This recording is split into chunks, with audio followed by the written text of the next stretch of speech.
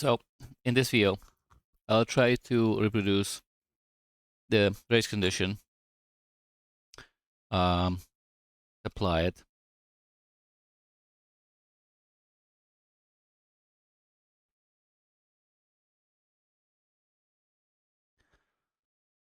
so Terraform creates these resources. If there are no dependencies, it creates them in parallel. So if we are lucky, the certificate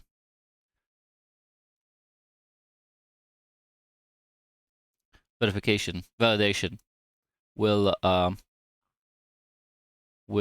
cause this to fail. So we create domains.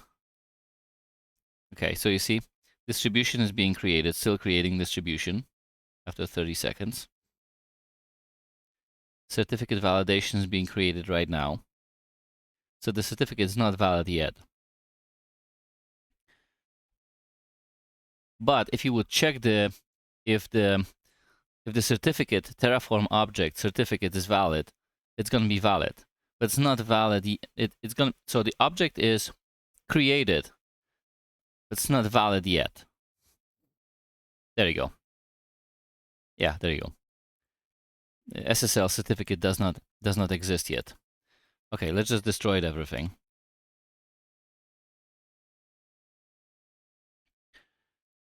And we need to create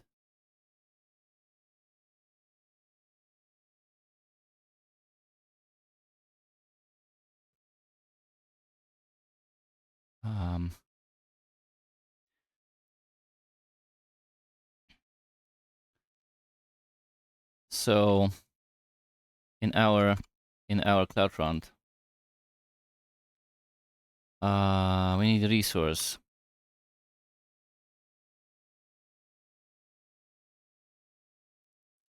There you go. A validation. ARM. Yep.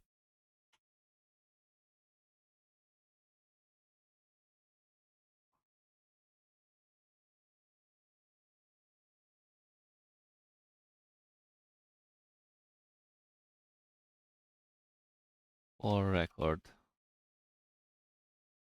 in AWS route record. That is it. Do we call it validation? No, call it something. Certificate validation. There you go. Certificate validation. There you go. So this is our validation. And now in our,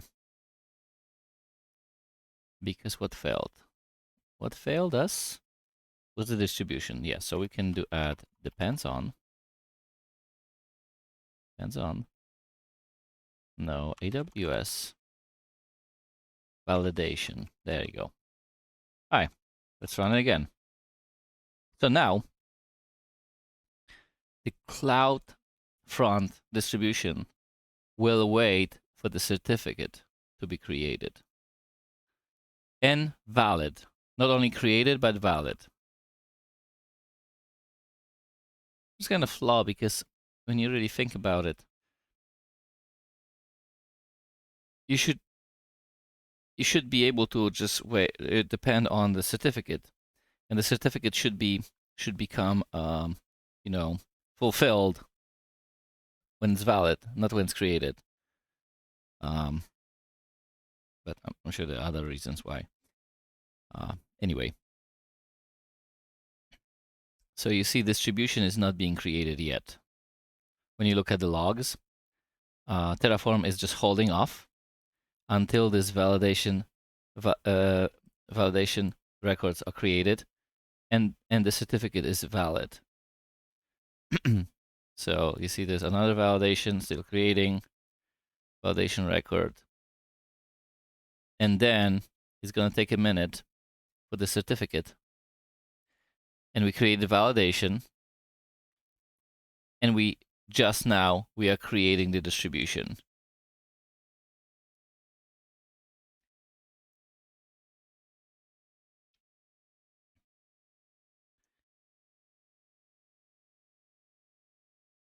and the distribution will not fail because of the unfulfilled dependency. Okie dokie. So it takes a couple of minutes for the distribution to be created. So maybe I'll just pause the video and come back when it's actually created. So I'm going to pause it now and resume the video when it's actually created. Okay, so you see that actually distribution got created. It didn't fail because there was the dependency created that makes sure that distribution is created after the certificate is valid. And now we're creating dub in the root aliases for the distribution. There you go. Here we go again. Everything is set up. Yeah. So now we have a static website. Let's just make sure that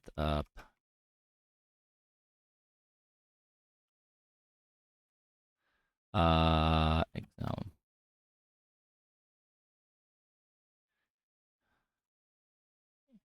Yep, works. Get redirected to HTTPS.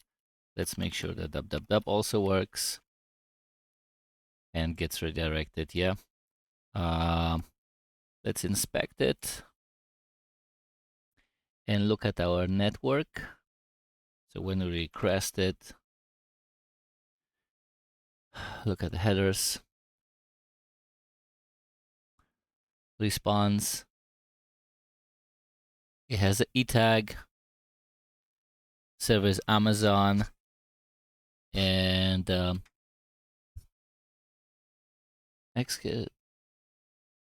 it missed from. Why is it miss from CloudFront? E tag is AA5. AA5. Yeah, it did not change. CloudFront. Ah, there you go. We have a hit. What's our expiration? Take a look at expiration. Date. It was expired. There you go. Hit from CloudFront. Okay. So, you see, if it's hit from, if we refresh and we get a hit from CloudFront, it means that being cached.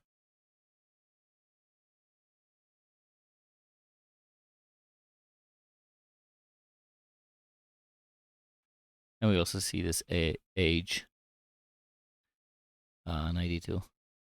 Of course, you should always double check that everything is cached and everything. But that's pretty much it.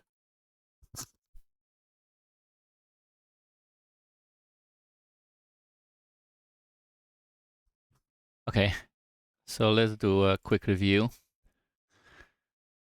Actually, it's a mistake. It's not CloudFormation. Let's fix it right now.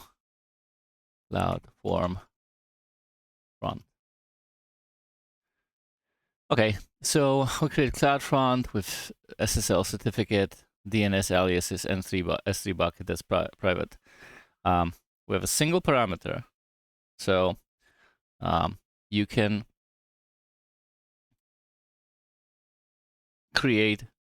register a domain, and then use that domain as a parameter, and create your own domain static website. I'm gonna push this to a GitHub with all these commits. I'm gonna put the repo in the video comments so you can get it directly. I could also make it a module, and feel free to leave any comments. If you need to get in touch with me, or you need help with DevOps or of dev work, feel free to contact me using any of these channels.